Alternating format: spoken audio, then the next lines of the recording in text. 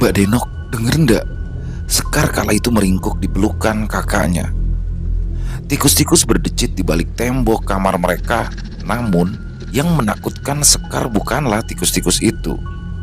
Anak-anak kecil di sini senang menangkapi tikus lalu membakarnya hidup-hidup di dekat kebun teh dan kebun singkong. Sekalipun penghasil teh, daerah ini bukanlah dataran tinggi. Letaknya yang lebih dekat dengan pesisir Laut Jawa, pesisir pantai utara pulau itu membuat orang di desa itu akrab dengan udara yang panas, tapi tidak sepanas ini biasanya. Kemarau yang panjang 2 tahun ini membuat udara menguar lebih gerah. Di samping itu, kekeringan ini juga menyebabkan hama tikus nguyap. Ya, tikus-tikus semakin saja menjadi-jadi di sawah, tegal, kebun hingga di dapur. Kebun-kebun teh tetap berusaha menanam teh dengan penghematan air mati-matian. Bahkan tidak jarang terjadi perkelahian antara pengelola kebun teh satu dengan yang lain karena ada yang nakal mengairi kebunnya lebih lama daripada yang lain. Sedangkan para petani sawah sudah 2 musim tidak lagi menanam padi dan menggantinya dengan singkong dan beberapa jagung. Air di waduk besar di sebelah timur desalan yang digunakan untuk pengairan sawah, kebun, kebutuhan mandi dan mencuci sementara sungai-sungai kecil mulai mengering. Karena air waduk semakin kotor, untuk minum dan masak, mereka pun mengambil di belik mata air di sebelah selatan desa. Ya, belik itu pun kini mulai menyurut. Nyai Suntini yang bertugas menjaga belik pun mulai lebih banyak di rumah. Paling-paling ketika sore hari menjelang ba'da asar, dia mulai kembali ke belik. Di sana biasanya sudah mulai berkumpul anak-anak dan ibu-ibu yang terlihat membawa jerigen untuk diisi air. Sekalipun belik itu berada cukup jauh dari desa, berada di pereng tanah terjal yang memisahkan desa itu dengan hutan di belakang perkebunan. Tapi setiap subuh dan sore, orang akan berduyun-duyun ke sana, yang kadang membuat keributan. Ketika di belik adalah orang yang mengambil air banyak-banyak untuk mandi. Karena sebenarnya sudah ada perjanjian, ya, air di belik khusus untuk minum dan masak. Tapi tetap saja ada warga yang melanggarnya. Menengahi rebutan air, itulah tugas utama Nyai Suntini. Orang-orang selalu bersikap hormat kepada Nyai Suntini. Perempuan itu bersama mendiang suaminya mengambil inisiatif untuk mengeduk satu-satunya mata air di desa itu. Memberikan batas-batas dari susunan batu kapur dan batu kali, dilepoh dengan campuran semen dan pasir kuarsa menjadi semacam belik yang tidak terlalu luas, hanya seukuran 2 kali 2 meter. Dan setelah suaminya meninggal, Nyai Suntini menjaga belik itu supaya tidak terjadi rebutan air bersih. Warga di sini sangat menghargai sikap perempuan tua itu, sekalipun dia tidak dibayar. Tetapi warga kadang mengiriminya beberapa hasil panen karena perempuan itu sudah tidak kuat lagi untuk bekerja. Dari seluruh tanah desa, hanya belik itulah yang terbebas dari serangan tikus-tikus. Suara burung dares itu terdengar lagi, seperti dari pepohonan di sebelah rumah mereka. Burung itulah yang menakuti Sekar. Beberapa hari ini mulai terdengar bunyi burung dares di bubungan-bubungan setiap malam, lalu berpindah ke pohon-pohon menjelang tengah malam.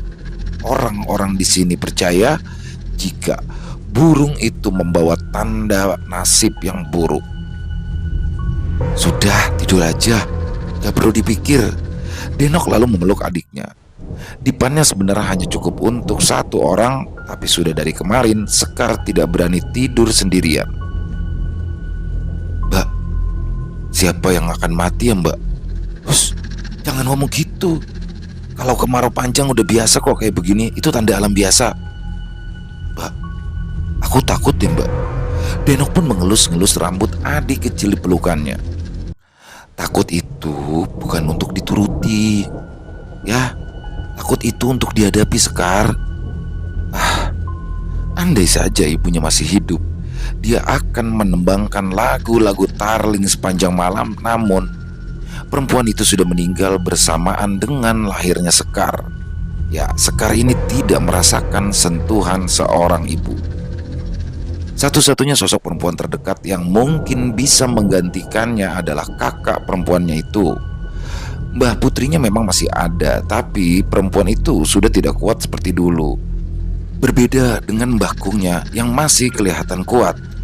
Bapaknya sendiri cukup berjarak dengan anak-anaknya sejak kematian ibunya. Sekar bahkan kadang takut dengan bapaknya sendiri. Denok mungkin bisa menembangkan cengkok tarling seperti ibunya, tapi lagu-lagu tarling yang dikenalnya hanyalah lagu-lagu tarling dangdut yang biasa. Dia tidak mengenali lagi bahasa tarling yang dinyanyikan ibunya kala itu. Nada kadang lebih kuat melekat daripada kata-kata. Memori jangka panjang manusia jarang sekali berurusan dengan kata-kata. Mereka lebih mengingat nuansa dan emosi. Apa tak nyanyikan Nina Bobo ya, biar kamu tidur. Adiknya kala itu justru memilih terbangun dari pelukan kakaknya, terduduk dengan wajah yang kesal. Mbak Deno kan tahu lagu itu serem. Iya, maaf ya, maaf. Mbak Denok tahu nggak sih Nina itu siapa? Ya, Denok tahu bahwa Sekar bisa menceritakan cerita tentang Nina Bobo berpanjang-panjang. Sekar pasti akan mengatakan Nina adalah seorang gadis kecil Belanda peranakan. Bapaknya seorang Belanda yang kawin dengan perempuan Bumi Putra, Helenina namanya. Dia sakit lalu mati. Ibunya pun jadi stres. Lalu ibunya terus saja bernyanyi Nina Bobo di setiap harinya. Sampai pada akhirnya sang ibu ikut tewas juga. Bapaknya lalu sering dihantui Nina yang menangis. Dia lalu menggantung diri sambil bernyanyi Nina Bobo juga. Ya, cerita yang biasa diulang-ulang Sekar setiap kali Denok hendak menyanyikan Nina Bobo. Denok pun mengulurkan tangannya kepada adiknya. Sekar, cerita Nina Bobo itu nggak seperti yang Sekar ceritakan biasanya. Mas Pandu loh ngasih tahu Mbak Denok, kamu ini takut, tapi malah seneng ditakut-takuti. Mbak ini dikasih tahu nggak percaya deh. Gadis kecil itu kembali meringkuk di dalam pelukan kakaknya. Denok lebih memilih untuk memeluk saja gadis itu sambil terus mengelus-ngelus rambutnya. Denok tidak ingin berdebat dengan adiknya. Ya, Pandu, teman kecilnya dulu yang sekarang berkuliah di Jogja, pernah bercerita asal muasal lagu itu, bahwa Nina bukanlah nama seorang gadis. Nina itu berasal dari kata menina yang dalam bahasa Portugis artinya anak perempuan. Tetapi orang lebih senang dengan hal-hal yang menakutkan dan menyimpannya sebagai sebuah cerita yang fantastis. Tapi sudahlah, lebih baik tidak usah bertengkar hanya karena sebuah lagu yang sepele. Denok pun mendengar hembusan nafas sang adik. Gadis itu sudah mulai tenang, namun suara burung daras yang kembali lewat agaknya membuat gadis kecil itu kembali bersiaga. Denok kala itu bisa merasakan gerakan tubuh Sekar yang menegang. Ada orang mati nih bakalan, Mbak. Denok kali ini memilih untuk tidak menjawab. Dia hanya mendekap semakin erat adik kecilnya itu, menggumamkan nada-nada yang diingatnya dari tarling ibunya dulu. Sekar memeluk Denok di dadanya. Jika tidak ada Sekar, mungkin Denok pun juga akan kesepian. Bapaknya tak punya biaya untuk menguliahkannya. Jika hanya uang kuliah saja, bapaknya masih mampu. Tapi bagaimana dengan bulanannya? Sedangkan dia juga harus menanggung kedua orang tuanya di rumah itu. Dia masih berharap suatu saat nanti bisa berkuliah lagi. Dia pun sering minta tolong Pandu untuk mencarikan mungkin ada beasiswa. Ya, Pandu mengatakan sulit kalau ada beasiswa dari awal. Biasanya akan ada mulai semester 3. Akhirnya selepas SMA, Denok kini hanya membantu-bantu saja di rumah. Sesekali ia pun membantu di kebun teh atau merman atau buru tani di Tegal tetangga. Seiring gumaman tembangnya, pelukan Sekar melembut. Gadis itu mulai mengantuk. Pelukannya semakin renggang lalu terlepas. Denok pun mulai bangkit dari tempat tidurnya, menyelimuti adiknya dengan jarik sogan tipis yang sudah memudar. Ia hendak ke kamar mandi. Namun Begitu sampai di dapur, Mbak Utinya kala itu sedang menyinggahkan piring-piring yang baru dicucinya kerak piring. Padahal rencananya Denok mau mencucinya besok ketika akan memasak. Bebunyian piring yang beradu dengan rak berdenting keras di malam yang sepi itu bersahutan dengan bunyi decit tikus cecurut yang cukup ramai di malam itu. Tidak bisa tidur, Nduk. Mbak Uti seolah tahu bahwa Denok sedang masuk ke dapur. Tanpa memandang si gadis, Mbak Uti terus meneruskan pekerjaannya. Sudah, Mbak Uti, biar saya saja yang teruskan ya. Sudah kok, tinggal panci sama wajan itu. Saya ke kamar mandi sebentar ya. Denok pun lalu masuk ke kamar mandi. Denok bisa mendengar bunyi tikus-tikus itu mulai menyepi. Kemarau ini adalah yang terpanjang dari sebelum-belumnya. Bukan hanya manusia, alam pun mulai merasakan dampaknya. Sesudah Denok menuntaskan urusannya di kamar mandi, ia pun keluar menuju ke arah dapur. Di tempat cuci piring Mbah Uti sudah tidak ada. Mungkin sudah kembali ke kamarnya untuk beristirahat. Denok pun kala itu mulai terkejut karena piring-piring kotor kala itu masih berserak tergeletak di bak cuci piring. Belum ada sebuah piring pun yang dicuci. Ia kembali melihat ke arah rak piring. Tak ada sebuah piring pun yang seperti bekas dicuci. Piring-piring di sana adalah piring-piring yang memang tidak dipakai makan malam tadi. Tiba-tiba bulu kuduknya merinding. Ia pun berlari ke kamar sang nenek. Terlihat Mbah Uti kala itu sudah tertidur di sana. Ia pun mendekat. Ya, perempuan itu sedang benar-benar lelap. Lalu, siapa yang tadi dilihatnya dan bercakap-cakap dengannya beberapa menit yang lalu? Denok pun kembali berlari ke dapur mengumpulkan segenap keberaniannya. Ya, ketakutan bukanlah untuk dituruti. Ketakutan ada untuk dihadapi. Suasana di dapur benar-benar sepi. Bahkan tikus-tikus pun ikut hening. Keheningan yang ganjil. Ada yang meremang di lengan dan lehernya. Bukanlah keheningan syahdu, tapi keheningan yang tak nyaman, seperti keheningan sesaat setelah burung daras lewat. Keheningan yang hanya berjalan beberapa detik sebelum ada yang membuka lagi pembicaraan. Bukankah selalu ada keheningan-keheningan serupa itu sebelum sebuah masalah besar datang? Denok pun kembali ke tempat cuci piring. Dia terlonjak ketika 2 ekor tikus berlari di sela-sela kakinya. Ya, tikus-tikus itu berlarian dari kolong di bawah bak cuci piring. Denok segera memeriksa kolong itu. Tiba-tiba suara tikus-tikus yang ramai segera meruap. Ya, itu suara tikus beberapa saat yang lalu. Beberapa tikus yang menghuni dapurnya. Denok memeriksa kolong itu. Di bagian depan kolong cuci piring itu tergolek panci, dandang, dan wajan yang kotor. Dia masih ingat persis suara Mbak Uti yang tadi mengatakan tinggal panci dan wajan. Kardus-kardus air minum ditumpukan di mulut kolong itu. Namun ada ruang kosong kolong di belakang alat masak kotor itu. Ruangan itu cukup jauh untuk dijangkau dengan tangan, gelap, tak terkena sinar lampu dapur. Benar sudah, Denok mendengar suara tikus-tikus itu berasal dari ruang kolong di belakang kardus-kardus air minum itu. Ia pun menyinggahkan panci, dandang, dan wajan itu ke samping. Setelahnya, dia menarik kardus-kardus itu dan tikus-tikus itu kini berlarian di tangannya. Ya, mungkin 7 atau 8. Denok pun bergidik, geli, dan takut oleh serbuan tikus-tikus yang kini sudah terbebas karena kardus-kardus air minum yang menghalangi jalan mereka itu. Namun, sebuah bau anyir menyerang hidungnya. Ya, seperti ada tikus yang baru mati di ujung kolong itu. Jika sudah lama mati, bau bangkainya pastilah busuk, tak lagi anyir serupa ini. Ia pun berlari ke kamar untuk mengambil handphonenya. Sekar kala itu masih tertidur pulas. Syukurlah.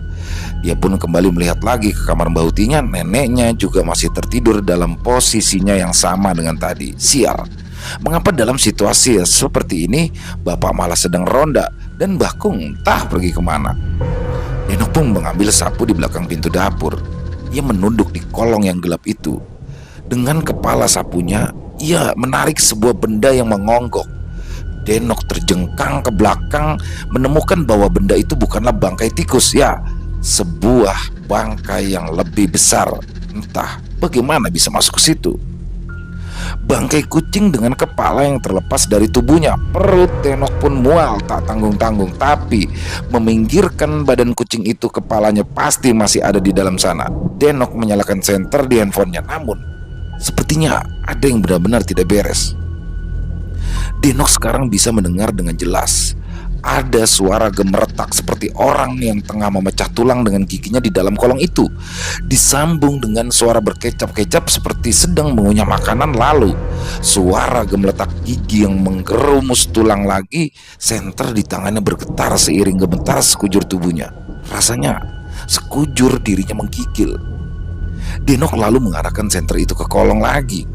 Jika tak benar-benar menjaga kesadarannya, ia bisa pingsan melihat sosok kurus kering di kolong bak cuciannya itu. Ya, sosok itu serupa dengan perempuan tua dengan tubuh yang luar biasa krempeng, tak berpakaian dari atas hingga ke bawah.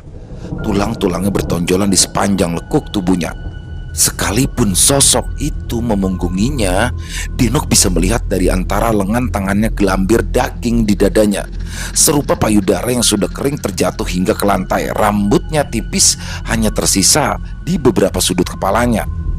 Rang senter Denok agaknya mengusik makhluk itu. Tubuh sosok itu pun bergelincang di ruang sempit itu tanpa menggeser posisinya. Kepala sosok itu pun menoleh ke belakang, lalu perlahan-lahan tubuhnya bergerak. Denok bisa melihat di tangan perempuan itu kepala kucing yang sudah pecah berkeping-keping. Sosok itu menatap lurus ke arah cahaya senter. Di tempat yang seharusnya ada mata, hanya terdapat cekungan kosong yang gelap. Tidak ada bola mata apapun di sana.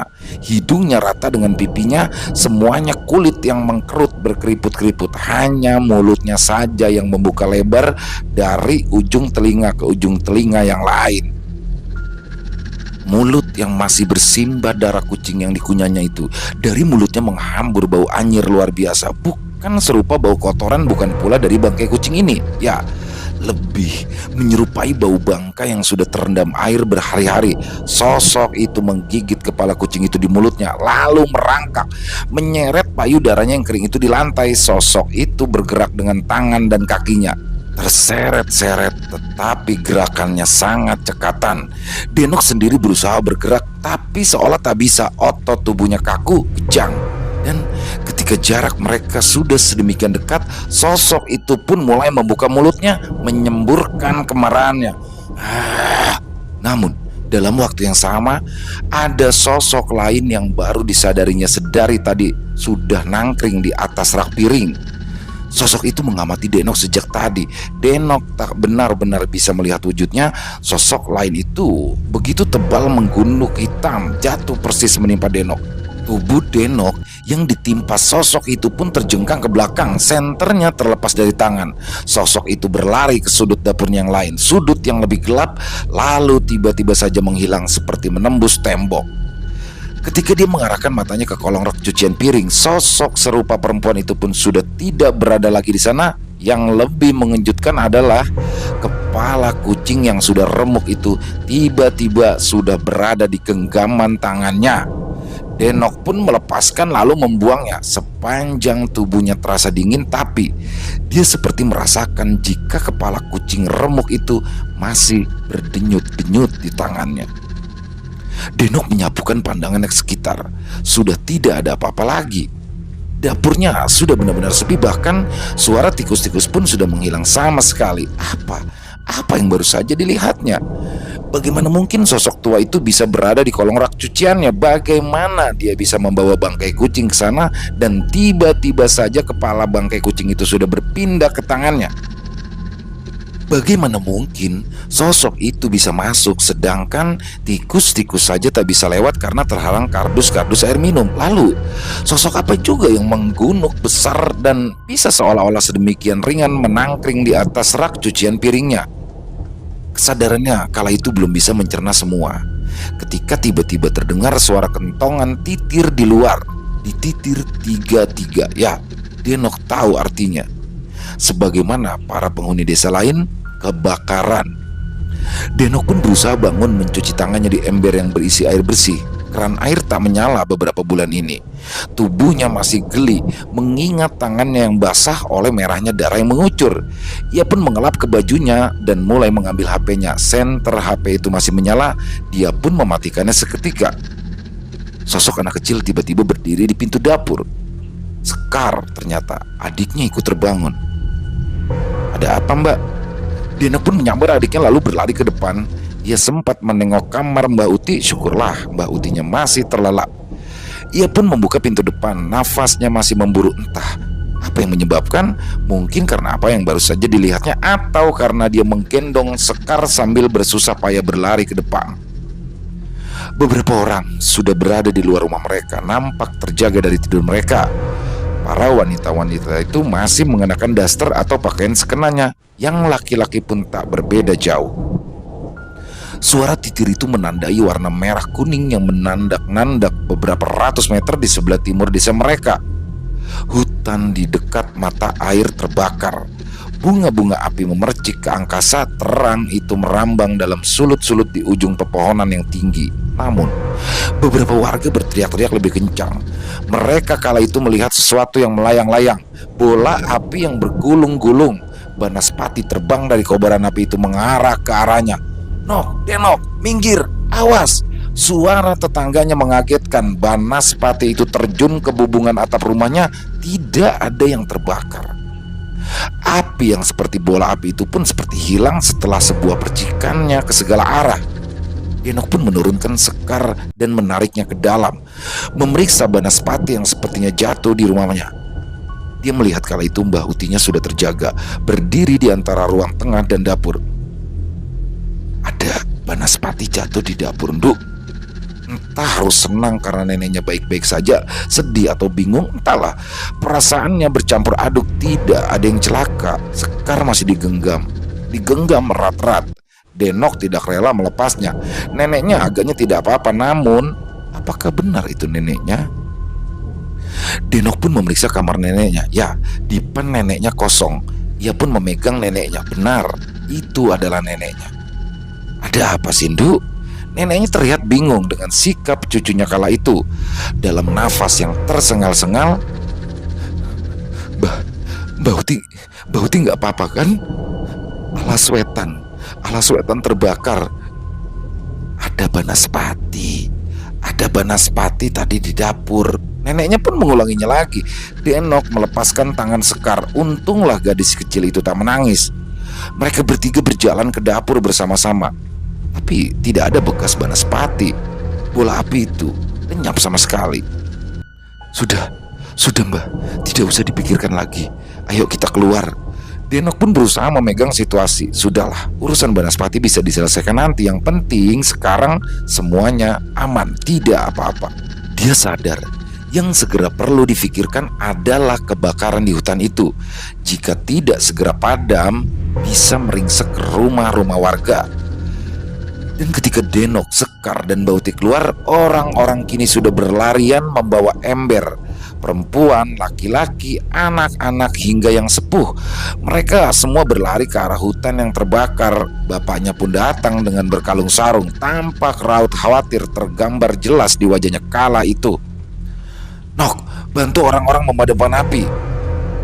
Mbah Kung kemana, Pak?" "Gak tahu. Tadi sore boncengan motor dengan Radian. Mungkin ke kota." "Oh, belum balik toh." Denok menggeleng. Mbak Uti nampak melengos. Tetap saja tidak berubah. Sudah tua, masih seperti anak-anak. Dari suaranya terdengar perempuan itu kesal kepada sang suami. Denok dan bapaknya jelas mengerti yang dimaksud oleh perempuan sepuh itu. Sedemikian jelas sampai mereka tak menanggapi. Mereka pun memilih untuk melaju ke belakang untuk mengambil ember. Nyai Suntini mati-matian melarang orang-orang mengambil air di belik untuk memadamkan api, walaupun belik lebih dekat dengan hutan. Alasannya masuk akal. Jika air belik diambil, maka mereka semua tidak akan bisa minum dan memasak di keesokan paginya. Namun, hal tersebut juga menjadikan para penduduk harus mengambil beberapa kali lipat lebih jauh ke bendungan.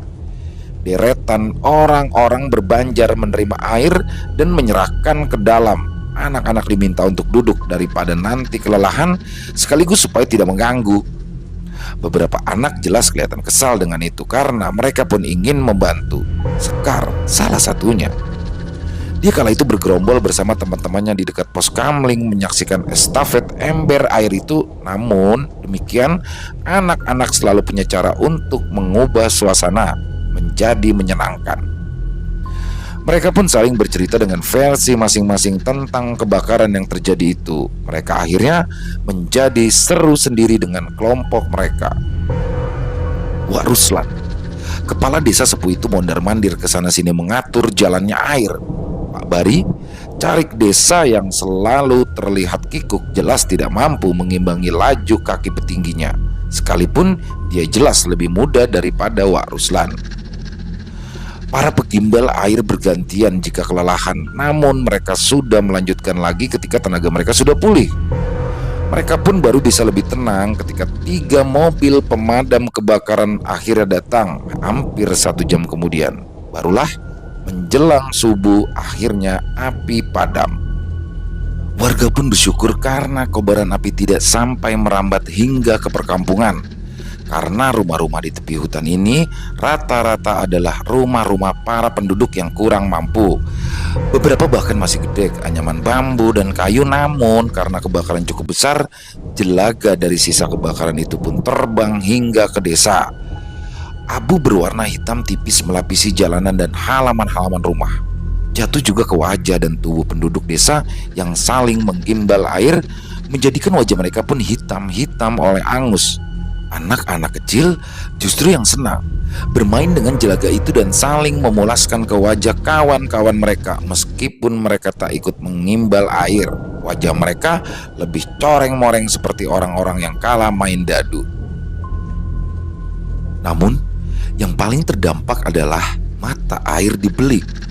Sekalipun mata air itu tak jadi diambil, jelaga dari kebakaran itu kini memenuhi air di Belik, menjadikannya hitam. Wak Ruslan pun berunding dengan Pak Bari supaya besok diadakan kerja bakti di Belik. Denok bisa mendengar percakapan kedua orang itu dari kejauhan. Pak Bari kala itu mengatakan kebakaran itu mungkin terjadi karena gesekan kayu-kayu yang kering dan panas oleh musim kemarau yang panjang. Namun Wak Ruslan menduga bahwa ada yang sengaja membakar hutan. Dia ingat betul peristiwa pembakaran Pasar Pahing. Begitu pasar itu habis terbakar, hanya lewat 2 tahun kini sudah berdiri hotel di sana. Pak Bahri mati-matian menolak. Tidak mungkin ada yang biadab yang melakukan hal seperti itu. Namun sekeras itu juga Wak Ruslan pun mati-matian membela pendapatnya. Tetapi paling tidak mereka bersepakat, sementara air di Belik belum bersih, mereka pun harus membeli air dari mobil-mobil tangki air. Pak Bari bertugas untuk mencarikan dan mengatur jalannya mobil tangki air, sedangkan Wak Ruslan akan memimpin kerja bakti dan berbicara dengan Mbah Sudioso, tetua desa, mengenai hal-hal yang perlu dilakukan untuk menangani kelanjutannya. Bahkan jika perlu termasuk diadakan bersih desa. Denok tidak bisa tidur hingga pagi hari, agaknya seisi desa pun sama. Denok baru saja membereskan cucian piring di dapur. Sekar lalu diminta untuk sarapan sebelum berangkat sekolah, walaupun seadanya, apalagi sementara tidak bisa mengangsu. Denok hanya memasakkan mie instan dan telur goreng untuk adiknya itu. Selepas itu ia pun mengambil sapu lidi. Beberapa orang tetangga menyapu bekas jelaga kebakaran hutan di halaman-halaman mereka. Pikiran Denok pun mulai terbayang pada hal-hal yang bertubi-tubi dialaminya semalam. Suara burung dares, 2 makhluk yang dilihat di dapur, banaspati hingga kebakaran itu.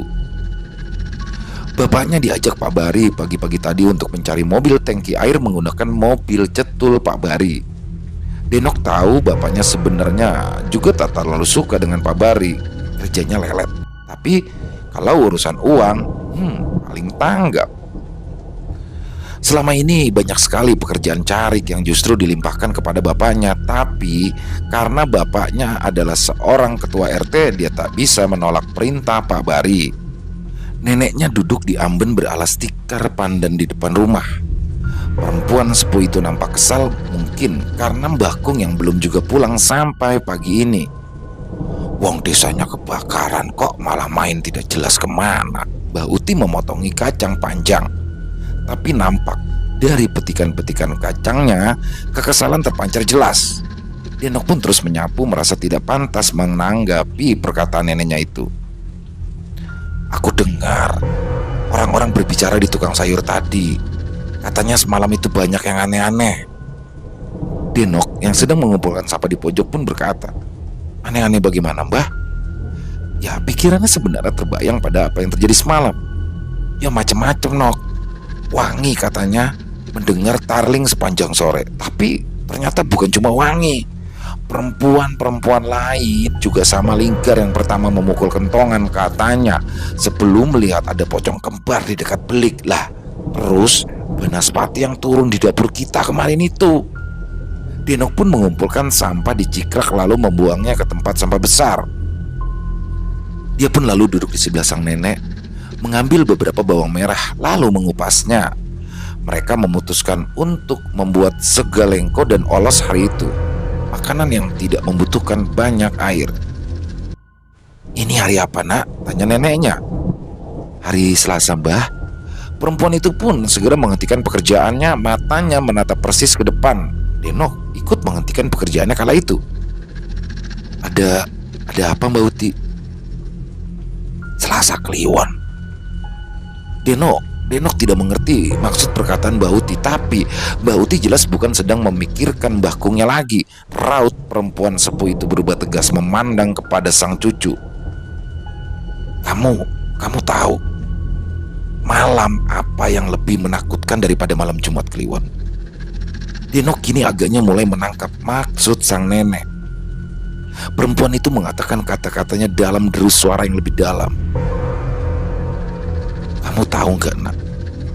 Orang yang mati pada malam menjelang Selasa Kliwon, maka jenazahnya akan menjadi rebutan orang-orang untuk dijadikan jimat. Bulu kuduk Denok meremang. Apakah ada hubungannya antara yang terjadi semalam dengan Selasa Kliwon? Ini pasti ada yang mencari gara-gara, seru neneknya. Denok tahu neneknya ini bukanlah orang yang punya ilmu kanuragan atau sejenisnya.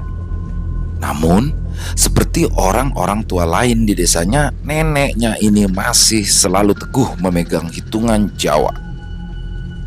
Setiap hari dan pasaran memiliki angka yang jika dijumlahkan akan menghasilkan makna yang tertentu. Denok dan para sebayanya sudah tidak lagi mengenal hitung-hitungan Jawa semacam itu. Denok, kamu tahu ibumu dulu bekerja apa sebelum menikah dengan bapakmu?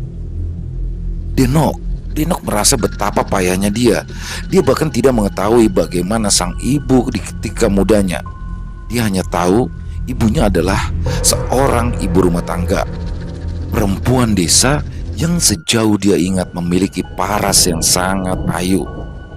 Jalannya pun teratur, sangat menjaga sopan santun. Bahkan Denok sering merasa tidak bebas ketika bersama sang ibu karena banyak sekali larangan-larangan dari sang ibu tentang bagaimana anak perempuan bersikap. Aturan-aturan tata krama yang terlalu membebaninya. Ibumu dulu adalah seorang penari sintren. Setiap akan pentas pasti puasa mutih 3 hari dan berakhir setiap Selasa Kliwon. Sekalipun Denok cukup terkejut, tapi dia merasa hal tersebut tidak memiliki arti apapun baginya. Dia tak melihat hubungan antara profesi sang ibu dengan hal-hal yang terjadi semalam. Deru suara mobil cetul. Mobil itu dipacu lebih bergegas, berhenti persis di depan rumah mereka. Kala itu terlihat bapaknya keluar dengan air mata di pipinya, namun wajahnya juga nampak memerah marah. Mak, bapaknya tiba-tiba merangkul sang nenek. Neneknya pun segera tahu apa yang sedang terjadi. Goblok! Suara perempuan itu yang tiba-tiba saja menangis mengikuti air mata anak lelakinya itu. Wajah Pak Bari di belakang setir terlihat bingung. Dia seperti menahan sesuatu yang akan dikatakannya. Denok pun segera berlari ke arah mobil itu, lalu ia melihat ke arah kursi tengah. Ya, kursi tengah mobil itu kini sudah dilepas dan dipinggirkan ke kanan dan ke kiri. Sebagai gantinya, di tengah mobil itu kini sebujur jenazah yang telah kaku tertutup selimut bergaris-garis. Tubuh Denok pun lemas. Pikirannya bercampur aduk. Apakah ini artinya burung dara semalam? Apakah ini juga artinya Banaspati yang terbang dan jatuh di dapurnya semalam? Sebuah motor mendekat. Mas Radian yang mengojeki kakeknya Sema. Sebuah motor mendekat. Mas Radian yang mengojeki kakeknya kemarin malam. Ia terlihat menunduk, nampak bersalah. Dia jelas tidak dari arah yang sama dengan mobil itu. Entah dia mungkin dari Belik atau entah dari mana. Sebelum bapaknya mencari mobil tangki air, bapaknya kala itu mencari Mas Radian, mencoba bertanya kemana Mbah Kung kemarin malam diantar. Pak Bari pun membuka mulutnya. Mbahmu ditemukan di losmen, Nok. Sudah meninggal dunia dari semalam, kata pemilik losmen. Tapi mereka tidak tahu harus menghubungi siapa. Mau telepon polisi juga tidak berani. Begitu juga perempuan yang diajak main. Menurut penjelasan, jadi kakekmu itu minum obat kuat, tapi jantungnya yang gak kuat. Dan ketika itu langsung terkena serangan jantung dan langsung tewas seketika. Mbah Uti pun berlari ke arah mobil itu dalam tangisannya. Pak Bari menunduk malu, tapi melihat tubuh yang tertutup selimut itu, wajah neneknya seketika berubah marah. Wong tuwe goblok, tiang benderanya masih tegak berdiri seperti itu, memalukan. Lalu tangisnya pecah lagi, semakin keras. Selesai. Ya, itu dia teman-teman, ceritanya luar biasa sekali. Jadi ini sangat berbeda ya dengan kisah-kisah yang biasa kami bawakan. Jadi ini akhirnya sangat absurd ya, dan banyak mungkin yang kata-kata yang kurang pantas atau ceritanya memang kurang pantas dari kisah nyata ini. Tapi begitulah adanya, dan ini hanya untuk menghibur. Tapi kalau kita ambil kesimpulan dari kisah ini jadi tentang pertanda yang dari suara burung dares dan suara dari sosok-sosok yang muncul di malam itu, yang memunculkan sosok di depan Denok, lalu adanya Banaspati yang jatuh di dapur. Jadi itu menandakan bahwa akan terjadi sesuatu di dalam rumah tersebut, dan semua itu terjawab ketika di siang harinya sang kakek sudah tiba di rumah dalam kondisi tidak bernyawa. Ya, mencoba variasi aja ya. Jadi mohon maaf kalau apabila ada yang masih belum terasa puas ya dengan kisah ini. Dan yang punya komentar lain silakan bisa ditulis di kolom komentar, jadi kita bisa ambil hikmahnya. Kalau memang ada hikmah yang baik silakan diambil, kalau tidak ada silakan dibuang saja semuanya. Semoga menghibur para pecinta horor. Lalu yang punya komentar silakan bisa tulis di kolom komentar. Yang suka dengan videonya bisa diklik tombol like-nya, dan yang belum subscribe silakan bisa diklik tombol merah subscribe-nya, dan jangan lupa diklik juga loncengnya agar teman-teman selalu mendapatkan notifikasi dari konten-konten yang akan kami upload selanjutnya.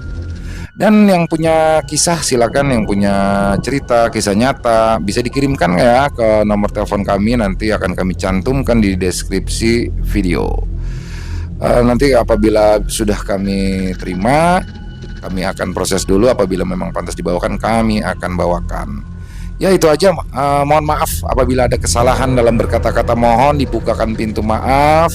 Dan di akhir kata, sampai berjumpa lagi di konten-konten kami selanjutnya yang pasti tidak kalah horor, yang masih bersama saya Ilo Extreme Movie. Salam sehat, sukses selalu untuk kita semua. Amin, amin ya rabbal alamin.